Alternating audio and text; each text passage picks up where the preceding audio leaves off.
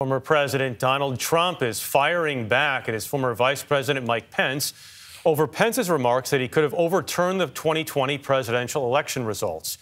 In a statement issued last night, Mr. Trump said Pence is playing into the hands of Democrats to get President Biden reelected. This growing divide is just one piece of what appears to be a splintered Republican Party ramping up for the midterms and the 2024 presidential race. Catherine Herridge reports. In searing comments about the January 6th riots, the former vice president took on his old boss. President Trump said I had the right to overturn the election.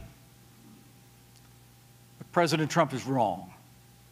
I had no right to overturn the election. Addressing a conservative conference in Florida, the public rebuke seemed especially striking.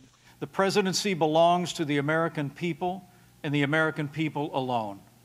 And frankly, there is no idea more un-American than the notion that any one person could choose the American president. The ayes have it. In a vote that seems to symbolize a divide among Republicans, the RNC censured Adam Kinzinger and Liz Cheney for serving on the January 6th committee, calling it a Democrat-led persecution of ordinary citizens engaged in legitimate political discourse.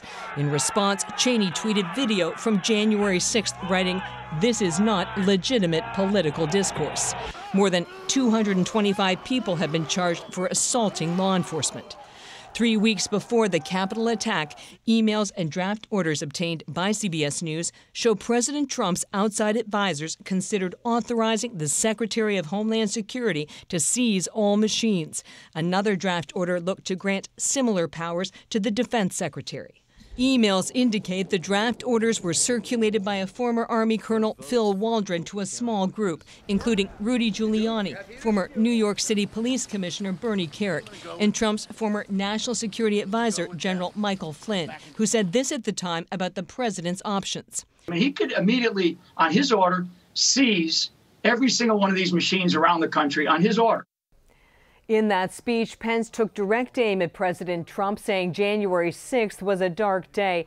And Pence seemed to telegraph his own political ambitions, adding that Vice President Harris will also have no authority to overturn the 2024 election when Pence said Republicans would win.